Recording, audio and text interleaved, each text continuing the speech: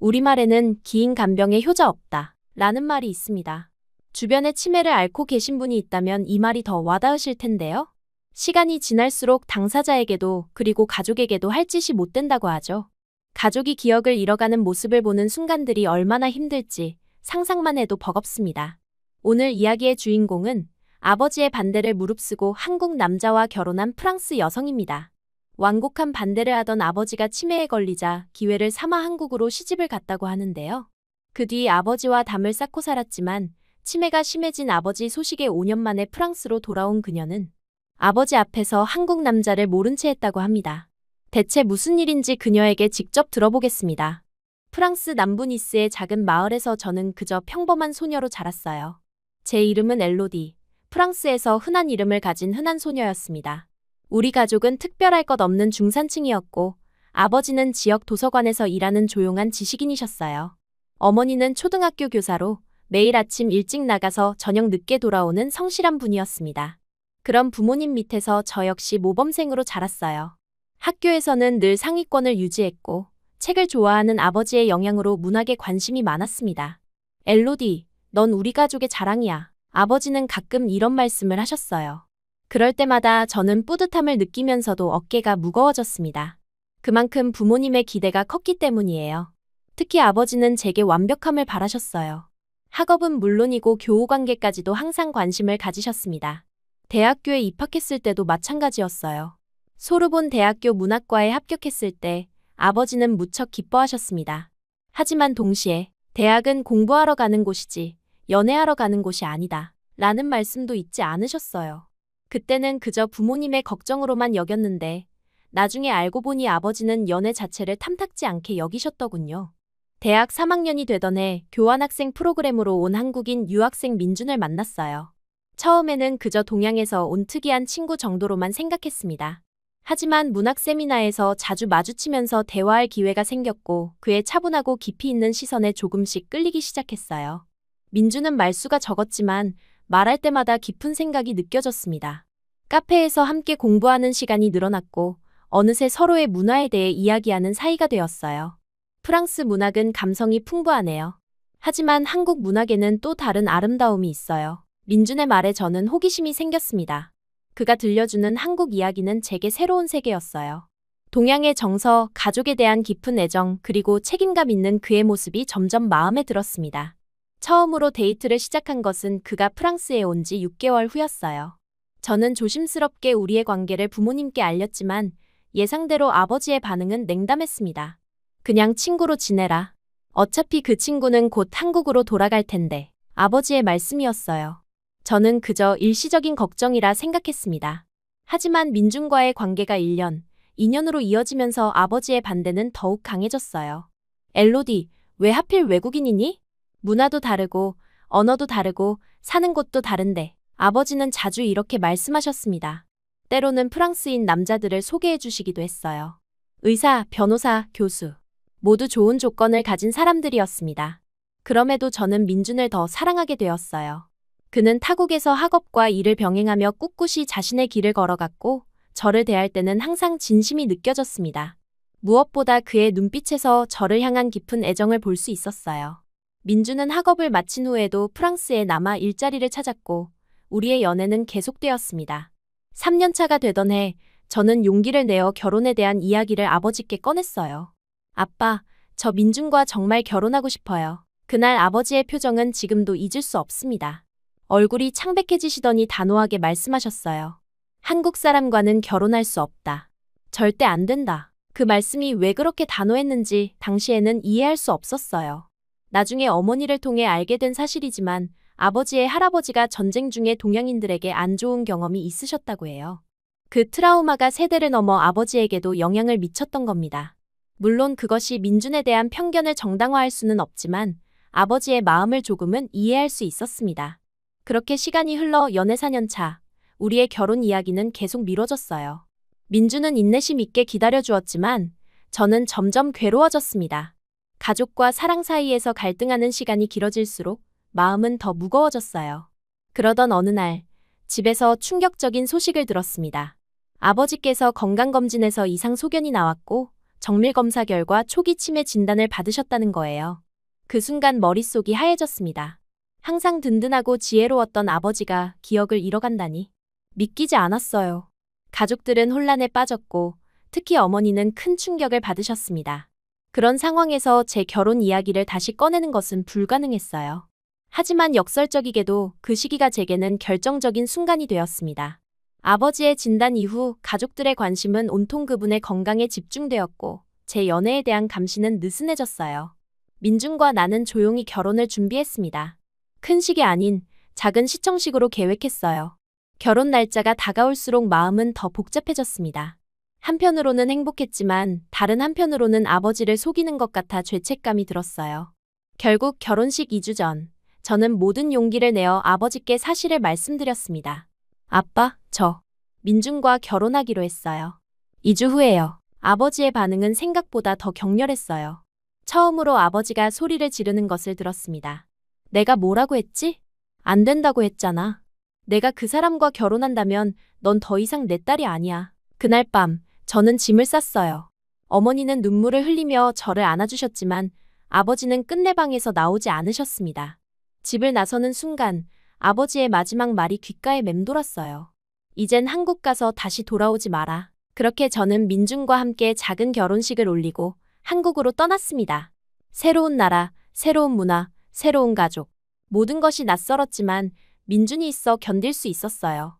그의 가족들은 저를 따뜻하게 맞아주었고 서툰 한국어도 차근차근 배우기 시작했습니다. 한국 생활은 생각보다 재미있었어요. 새로운 음식, 새로운 풍경, 그리고 새로운 사람들. 하지만 마음 한켠에는 항상 아버지에 대한 그리움과 죄책감이 자리했습니다. 시간은 빠르게 흘러 어느새 결혼 5주년이 다가왔어요. 그동안 프랑스와는 어머니와 동생을 통해 연락을 유지했지만 아버지와는 직접 대화할 기회가 없었습니다. 아버지의 상태는 점점 나빠지고 있다는 소식만 간간히 들었어요. 그러던 어느 날 아침 동생 소피로부터 급한 전화가 왔습니다. 엘로디, 아버지가 많이 안 좋아지셨어. 병원에 입원하셨는데 의사 선생님 말씀이 시간이 얼마 남지 않았대. 그 말을 듣는 순간 제 세상이 무너지는 것 같았어요. 지난 5년간 미뤄온 화해의 기회가 이제 정말 사라질지도 모른다는 생각에 가슴이 찢어지는 듯했습니다. 민준에게 상황을 설명했더니 그는 망설임 없이 말했어요. 당장 짐을 싸자. 프랑스로 가야지. 일과 생활을 뒤로하고 우리는 서둘러 비행기표를 예매했습니다. 14시간의 긴 비행 동안 저는 아버지와의 마지막 순간들을 생각했어요. 마지막으로 본 아버지의 모습, 환한 얼굴, 실망한 눈빛. 과연 그분이 저를 용서해 주실까? 다시 딸로 받아주실까? 불안과 기대가 뒤섞인 채 우리는 프랑스 땅을 밟았습니다. 비행기에서 내려 바로 병원으로 향했어요. 심장이 터질 듯이 뛰었습니다. 5년 만에 아버지를 다시 뵙는다는 생각의 두려움과 설렘이 교차했어요. 병실 앞에 도착해서 손잡이를 잡는 순간 민준이 내 손을 꼭 잡아주었습니다. 그의 따뜻한 손길이 저에게 용기를 주었어요. 함께할게. 걱정 마. 그의 말에 깊은 숨을 들이쉬고 저는 조심스럽게 병실 문을 열었습니다. 병실 문을 열자 낯설고도 익숙한 냄새가 코끝을 찔렀어요. 소독약 냄새와 노인 특유의 채취가 섞인 공기가 저를 반겼습니다. 병실 안으로 한 발짝 내딛자 창가에 놓인 침대 위에 아버지가 계셨어요. 5년 전과는 완전히 다른 모습이었습니다. 한때 단단했던 몸은 쪼그라들었고 항상 반듯하게 빗어 넘기셨던 머리카락은 듬성듬성 하얗게 변해 있었어요. 무엇보다 그 또렷했던 눈빛이 흐릿해져 있었습니다. 가슴이 무너지는 기분이었어요. 아버지를 이렇게 만든 것이 저희 선택이었다는 자책감이 밀려왔습니다. 그래도 용기를 내어 침대 곁으로 다가갔어요. 민준은 조용히 제 뒤를 따랐습니다. 아빠, 떨리는 목소리로 불렀어요. 아버지의 시선이 저에게 향했지만 그 눈에는 제가 누구인지 알아보는 기색이 없었습니다. 대신 어딘가 반가운 듯한 그러나 낯선 사람을 맞이하는 미소를 지으셨어요. 왔구나. 학교 갔다 오는 길이니? 아버지의 말씀에 심장이 멎는 것 같았습니다. 아버지는 지금의 저를 알아보지 못했어요. 머릿속에서는 제가 여전히 16살 고등학생이었던 겁니다. 무슨 말을 해야 할지 알 수 없었어요. 지금 집 나갔다 온 엘로디라고 말해야 할까? 아니면 아버지의 착각에 맞춰줘야 할까? 혼란스러운 사이 아버지의 시선이 제 뒤에 서 있는 민준에게 향했습니다. 쟤는 누구냐? 아버지의 눈빛이 순간 경계로 바뀌었어요. 낯선 동양인 남자가 갑자기 딸과 함께 나타났으니 당연한 반응이었겠죠. 하지만 그 말을 듣는 순간 가슴이 아팠습니다. 내 남편인데, 내가 선택한 사람인데, 이 상황을 어떻게 설명해야 할지 말문이 막혔어요. 그때 민준이 한 발짝 앞으로 나왔습니다. 그리고 유창한 프랑스어로 아버지께 말했어요. 학교 친구예요. 같이 병문안 왔어요. 그 말을 들은 아버지의 표정이 순간 밝아졌습니다. 경계하던 눈빛이 사라지고 안도의 미소가 번졌어요. 아, 그렇구나. 우리 딸 친구구나. 고맙다. 우리 딸이 좋은 친구를 두었네. 아버지의 말씀에 저는 무슨 말을 해야 할지 몰랐습니다. 그저 고개만 끄덕였어요. 민준은 자연스럽게 대화를 이어갔고 아버지는 그런 민준에게 호감을 보이셨습니다. 우리 딸 보고 싶었다. 학교 갔다 오는데 몇 년은 걸린 것 같구나. 아버지의 그 말을 듣는 순간 눈물이 왈칵 쏟아질 것 같았어요. 몇 년? 정확히 5년이었습니다. 그 5년 동안 저는 아버지의 딸이기를 포기했는데 아버지는 여전히 저를 딸로 기억하고 계셨어요. 병실에 나오자마자 복도에서 참았던 눈물이 터져나왔습니다. 민주는 말없이 저를 안아주었어요. 그의 포옹 속에서 한참을 울었습니다. 잠시 후 어머니와 동생 소피가 도착했어요. 소피는 제 모습을 보더니 함께 울음을 터뜨렸습니다. 어머니는 담담한 표정이었지만 눈가는 붉게 물들어 있었어요. 엘로디, 아버지는 6개월 전부터 급격히 상태가 나빠지셨어. 요즘은 날짜도 모르시고 사람도 잘 알아보지 못하셔. 어머니의 설명을 들으며 자책감이 더 커졌습니다. 내가 곁에 있었다면 아버지의 상태가 이렇게까지 나빠지진 않았을까? 그런 생각에 가슴이 무너져 내렸어요. 의사 선생님을 만났을 때 더 충격적인 이야기를 들었습니다. 아버지의 상태는 돌이킬 수 없을 만큼 진행되었고 남은 시간이 많지 않다는 거였어요. 1년 정도면 이제 기억을 거의 못하실 거라 보고 있습니다. 가족들이 많은 시간을 함께 보내시는 게 좋겠습니다. 의사의 말씀이 현실감 없이 들렸어요. 다음 날부터 우리는 매일 병원을 찾았습니다. 놀라운 일은 둘째 날부터 시작되었어요. 민주는 아침 일찍 병원에 도착해 있었습니다. 제가 병실에 들어갔을 때 그는 이미 아버지의 아침 식사를 준비하고 있었어요. 간호사가 가져다 준 병원식을 아버지가 드시기 쉽게 작은 조각으로 잘라놓고 있었습니다. 여보, 언제 왔어? 제가 물었을 때 민주는 미소를 지으며 대답했어요. 일찍 일어나서 먼저 와봤어. 그의 세심함에 가슴이 따뜻해졌습니다. 아버지는 그날도 민준을 학교 친구로 기억하고 있었어요. 하지만 놀랍게도 아버지는 민준의 손에서 숟가락을 받아들였습니다. 간호사들이 먹이려 할 때는 입을 다물고 거부하셨던 아버지였는데 말이에요. 이거 맛있어요, 선생님. 한 숟가락만 더 드세요. 민준의 부드러운 말투에 아버지는 순순히 입을 벌리셨습니다. 그 모습을 본 간호사가 놀라움을 감추지 못했어요. 신기하네요. 보통 다른 사람이 먹여주면 거부하시는데 그날 이후로 민준은 아버지의 모든 식사를 책임졌습니다. 아침, 점심, 저녁 항상 정해진 시간에 병원에 와서 아버지께 음식을 먹여드렸어요. 때로는 병원식이 입맛에 맞지 않으셨는지 아버지가 거부하실 때도 있었습니다. 그럴 때면 민준은 묘한 재주로 아버지를 설득했어요. 이건 제가 특별히 가져온 음식이에요. 한 번만 맛보세요. 그런 말에 아버지는 호기심을 보이며 다시 식사를 시작하셨습니다. 셋째 날에는 더 놀라운 일이 있었어요. 민준이 아버지의 약을 챙기는 걸 보게 되었습니다. 간호사가 약봉지를 가져다 주면 민준은 정확히 어떤 약인지 확인하고 물과 함께 아버지께 건넸어요. 이 약은 소화를 돕는 약이에요. 식사 후에 드셔야 해요. 그런 설명과 함께 약을 드리면 아버지는 순순히 따르셨습니다. 어떻게 이렇게 잘하니? 제가 민준에게 물었을 때 그는 수줍게 웃으며 대답했어요.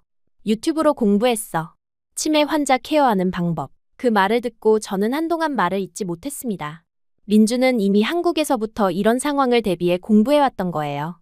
넷째 날, 제가 병실에 들어갔을 때 본 광경은 평생 잊을 수 없을 겁니다. 민준이 아버지의 대소변을 받아내고 있었어요. 요양병원이었지만 간호사 인력이 부족했고 때로는 환자들이 기다려야 했습니다. 하지만 민준은 그런 상황을 기다리지 않았어요. 아버지가 불편해하시면 즉시 대소변을 받아내고 침대 시트까지 깔끔하게 정리했습니다. 이런 건 내가 할게. 제가 말했을 때 민준은 고개를 저었어요. 괜찮아. 내가 하고 싶어. 그의 눈빛에서 진심이 느껴졌습니다. 이건 단순한 의무가 아니라 그의 마음에서 우러나오는 행동이었어요. 어느 날은 아버지가 갑자기 민준을 고등학교 체육 선생님으로 착각하셨습니다. 선생님, 오늘은 체육 수업 없나요? 당황스러운 상황이었지만 민주는 곧바로 그 역할에 맞춰 대답했어요. 오늘은 비가 와서 수업이 취소됐어요. 대신 여기서 간단한 스트레칭을 해볼까요? 그렇게 말하며 민주는 아버지의 팔과 다리를 부드럽게 움직여 관절 운동을 도왔습니다. 다른 날에는 아버지가 민준을 택배기사로 착각하신 적도 있었어요. 내가 주문한 책이 왔나? 아버지의 질문에 민준은 망설임 없이 대답했습니다. 네, 여기 있습니다. 사인 부탁드립니다. 그러면서 병실에 있던 책 한 권을 드렸어요.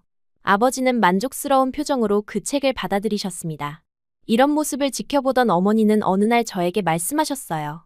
내 남편, 정말 특별한 사람이구나. 그 말에 저는 고개를 끄덕였습니다. 소피도 민준에 대한 생각이 완전히 바뀌었어요.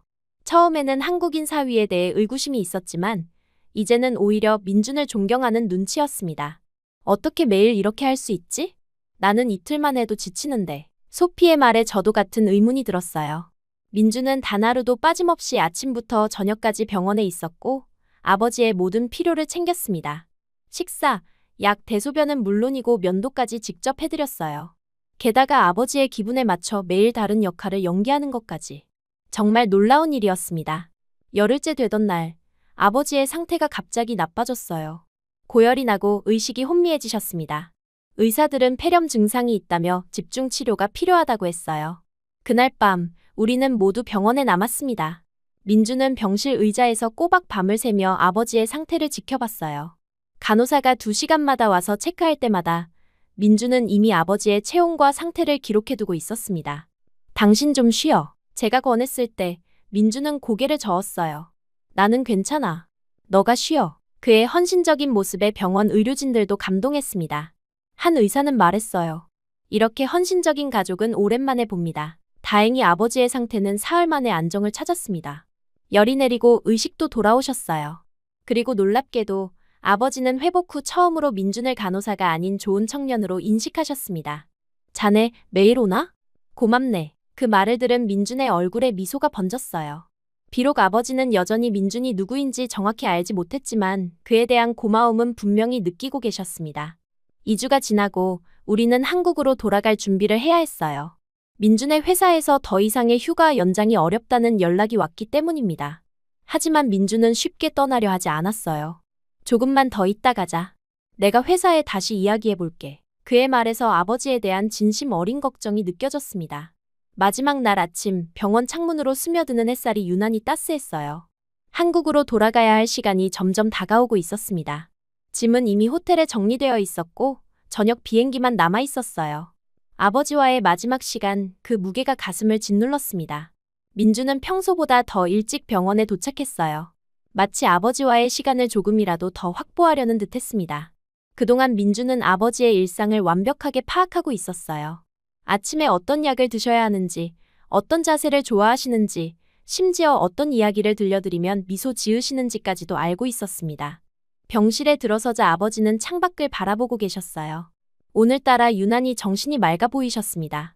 민준이 먼저 다가가 아버지의 손을 잡았어요. 아침 식사하셨어요? 민준의 질문에 아버지는 고개를 끄덕이셨습니다. 이제 우리는 아버지가 저를 누구로 인식하실지, 민준을 어떤 사람으로 기억하실지 예측할 수 없었어요. 매일 다른 사람들로 우리를 착각하셨으니까요. 놀랍게도 아버지는 오늘 특별히 말씀이 없으셨습니다.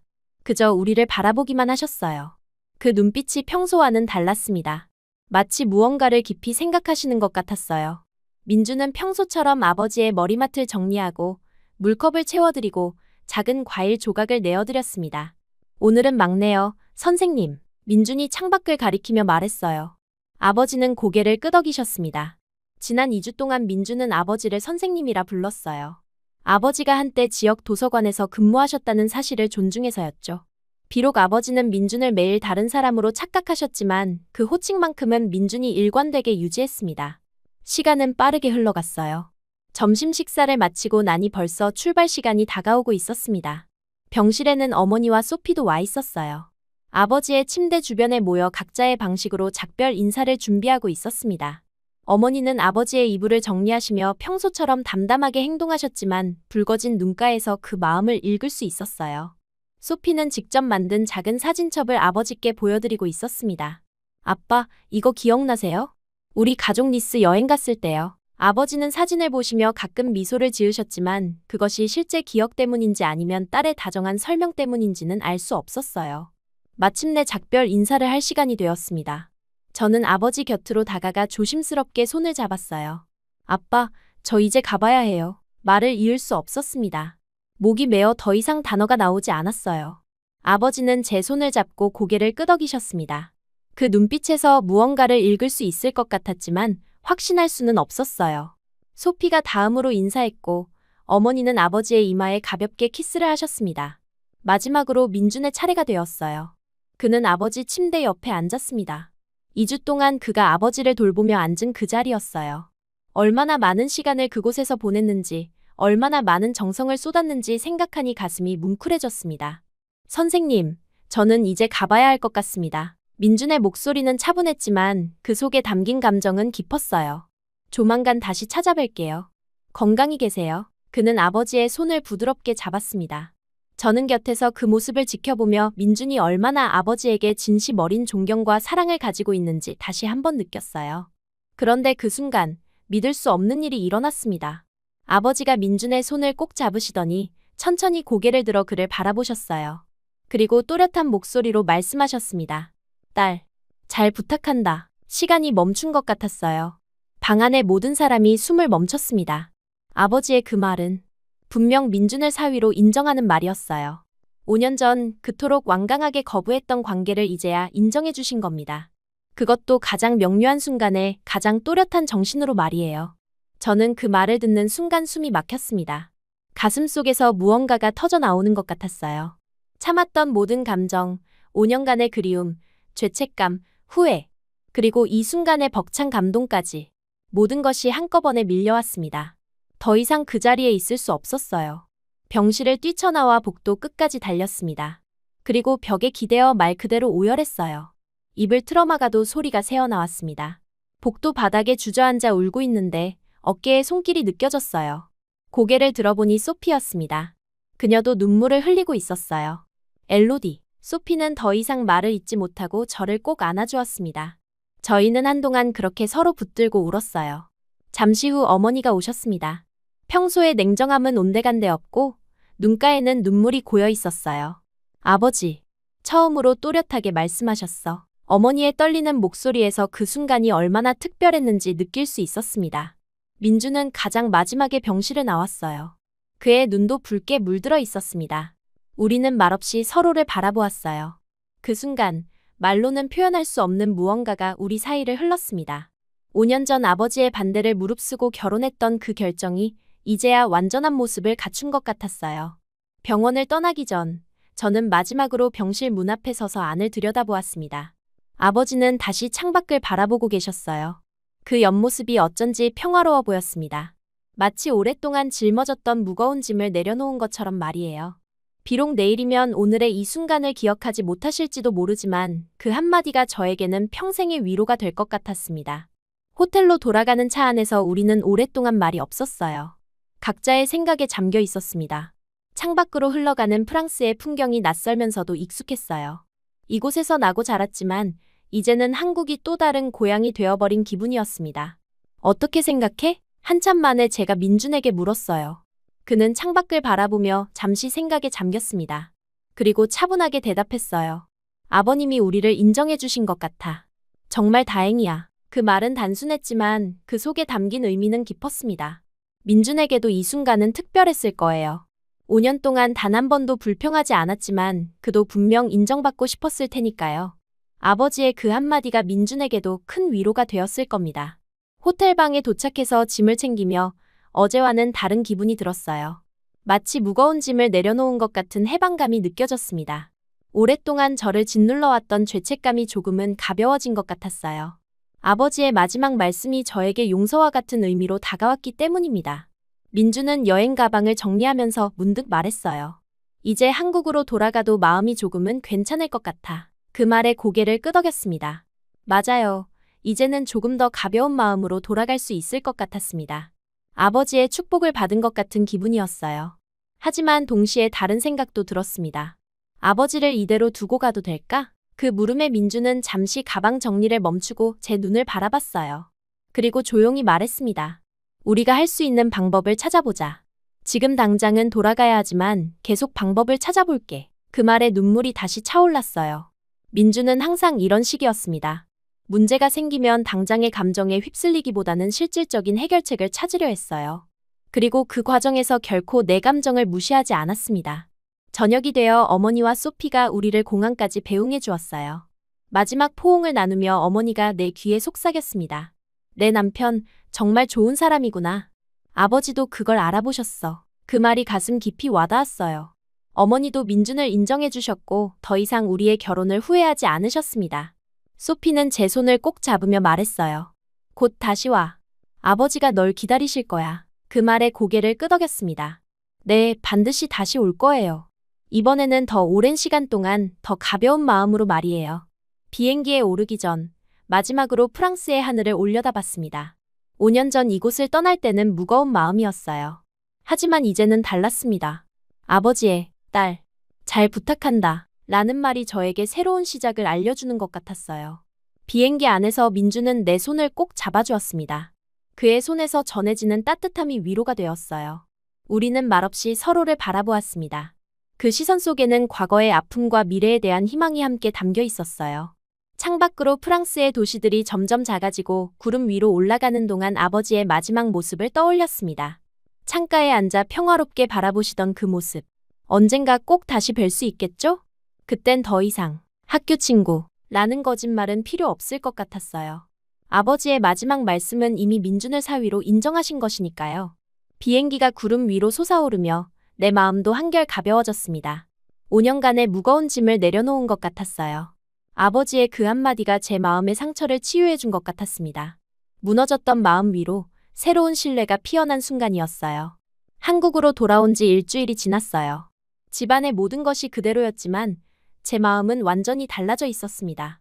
프랑스에서의 이주는 짧은 시간이었지만 그 안에서 일어난 변화는 너무나 컸어요. 아버지의 마지막 인사, 딸, 잘 부탁한다 라는 말이 계속 귓가에 맴돌았습니다. 첫 번째 주말, 저는 집 정리를 하며 일상으로 돌아가려 노력했어요. 하지만 민준의 행동이 조금 달라진 것을 느꼈습니다. 평소에는 주말이면 함께 영화를 보거나 근처 공원을 산책하곤 했는데 이번에는 서재에 틀어박혀 컴퓨터 앞에 앉아 있었어요. 호기심에 들여다보니 그는 프랑스에 놓인 요양시설과 관련된 웹사이트를 검색하고 있었습니다. 뭐 하고 있어? 제가 물었을 때 민준은 잠시 놀란 듯 화면을 가리려 했어요. 하지만 이내 자연스럽게 말했습니다. 아버님을 위한 좋은 방법이 있을까 해서 찾아보고 있어. 그 말을 듣는 순간 가슴이 뭉클해졌어요. 프랑스에서 돌아온 후에도 그는 계속 아버지를 생각하고 있었던 겁니다. 며칠 후 민준의 노트북을 우연히 보게 되었어요. 화면에는 메모장이 열려 있었고 그 안에는 세세한 내용들이 적혀 있었습니다. 아침 식사, 부드러운 빵과 사과 주스 선호, 점심, 수프와 가벼운 샐러드, 취침 전 클래식 음악 들려드리기. 이것은 분명 아버지의 일상 습관을 기록한 것이었어요. 민준은 2주 동안 아버지와 함께하며 그분의 모든 취향과 습관을 메모해 두었던 거였습니다. 그날 밤 민준에게 물었어요. 당신, 아버지를 위해 뭔가 계획하고 있는 거야? 민준은 잠시 망설이더니 솔직하게 대답했습니다. 아버님을 한국으로 모셔오는 방법을 알아보고 있어. 여기서 좋은 치료를 받으실 수 있을 것 같아. 그 말에 눈물이 핑 돌았어요. 이 사람은 정말 놀라웠습니다. 한 번도 내색하지 않았지만 돌아오는 비행기 안에서부터 이미 계획을 세우고 있었던 거예요. 둘째 주부터 민준의 프로젝트는 더욱 구체화되었어요. 퇴근 후에도 노트북을 펼쳐 프랑스와 한국의 의료 제도를 비교하고 비자 문제를 알아보고 장기 체류에 필요한 서류들을 리스트업했습니다. 저보다 더 깊이 고민하는 그의 모습을 보며 감동했어요. 아버지는 그에게 단 한 번도 따뜻한 말을 건넨 적이 없었는데 민준은 그런 아버지를 위해 최선을 다하고 있었습니다. 왜 이렇게까지 하는 거야? 어느 날 밤 궁금증을 참지 못하고 물었어요.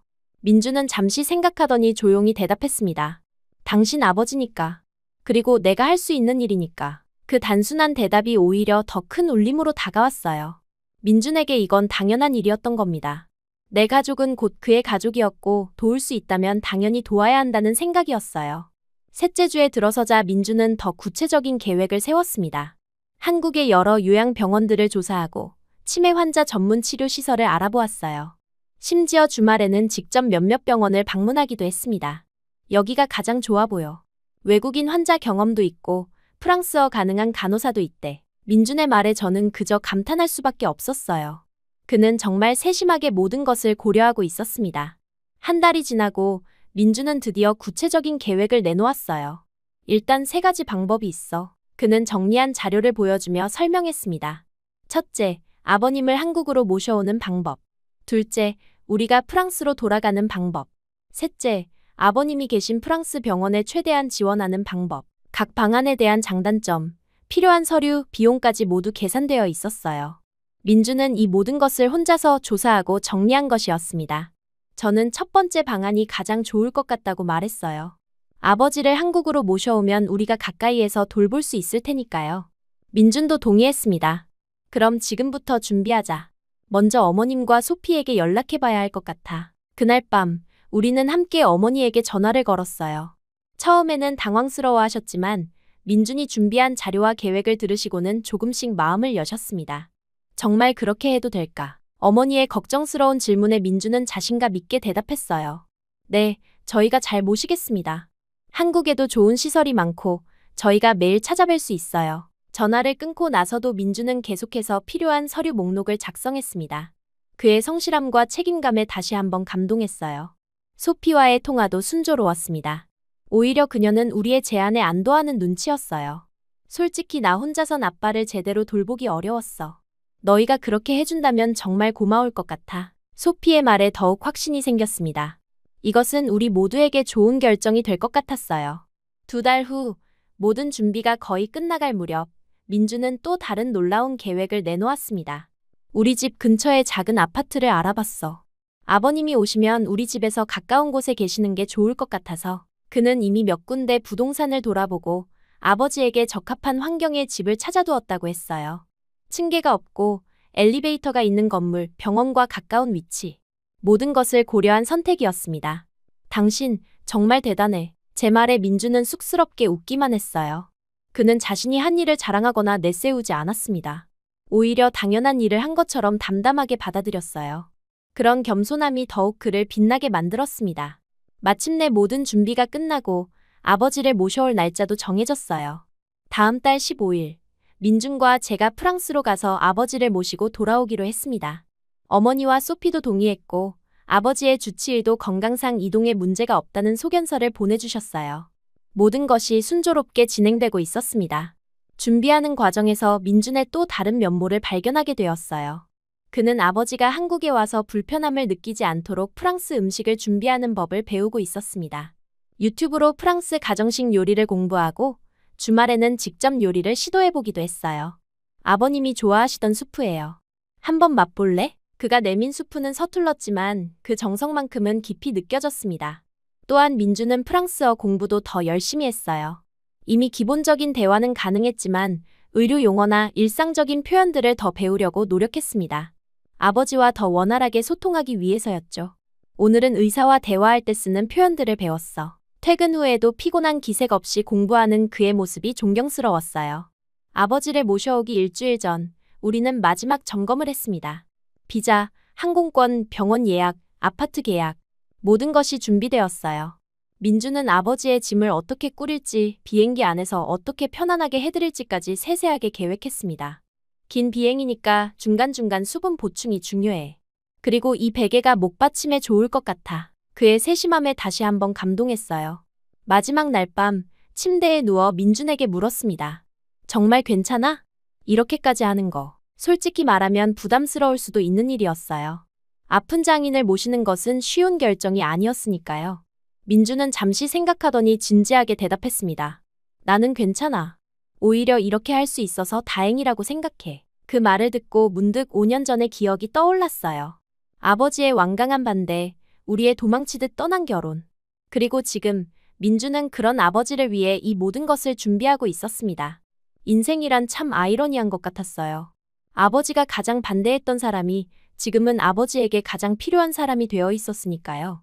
고마워, 정말 고마워. 제 말에 민주는 수줍게 웃으며 손을 잡아주었습니다.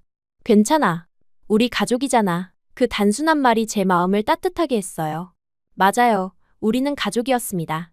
비록 시작은 어려웠지만 이제는 진정한 가족이 되어가고 있었어요. 잠들기 전 창밖의 별을 바라보며 생각했습니다. 아버지가 한국에 오시면 어떤 모습일까? 여전히 저를 알아보지 못하실까? 민준을 기억하실까? 불안한 마음도 있었지만 한편으로는 기대도 됐어요. 아버지의 마지막 시간을 함께할 수 있다는 것, 그것만으로도 감사한 일이었습니다. 밤마다 저는 조용히 기도했어요. 아버지가 한국에서 편안하게 지내시길, 마지막 기억을 따뜻하게 마무리하실 수 있기를, 그리고 무엇보다 아버지가 민준의 진심을 느끼실 수 있기를 바랐습니다. 비록 치매로 인해 모든 것을 기억하지 못하시더라도 마음만은 전해졌으면 했어요. 모든 준비를 마친 그날 밤, 민준이 잠든 옆모습을 바라보았습니다. 항상 차분하고 조용했지만 그 안에는 강인함과 따뜻함이 공존하고 있었어요. 5년 전 제가 선택한 이 사람이 지금 이 순간 얼마나 소중한 존재인지 다시 한번 느꼈습니다. 부드럽게 그의 얼굴을 쓰다듬으며 속삭였어요. 당신은 내가 만난 가장 다정하고 강한 사람이야. 정말 고맙고 사랑해요. 민준은 잠결에 미소를 지었습니다. 아마도 그 말이 전해진 것 같았어요. 내일이면 우리는 프랑스로 떠나고 아버지를 모시고 돌아올 것입니다. 새로운 시작이 기다리고 있었어요. 이번에는 5년 전과 달리 두려움이 아닌 희망을 안고 떠나는 여정이었습니다. 그리고 이 모든 여정을 함께하는 민준이 있어 든든했어요. 창밖으로 보이는 서울의 불빛들을 바라보며 생각했습니다. 이곳이 이제 아버지의 새로운 집이 될 거예요. 다른 언어, 다른 문화, 다른 환경. 하지만 우리의 사랑만큼은 변함없을 것입니다. 아버지의 마지막 여정을 함께할 수 있다는 것, 그것이 우리에게 주어진 선물이자 책임이었어요. 민준의 고른 숨소리를 들으며 눈을 감았습니다. 내일부터 시작될 새로운 챕터를 위해 오늘은 푹 쉬어야 했어요. 잠들기 전 마지막 생각은 그날 병실에서 들었던 아버지의 말이었습니다. 딸, 잘 부탁한다. 이제 저희가 그 부탁에 응답할 차례였어요. 아버지, 기다려주세요. 곧 만나러 갈게요.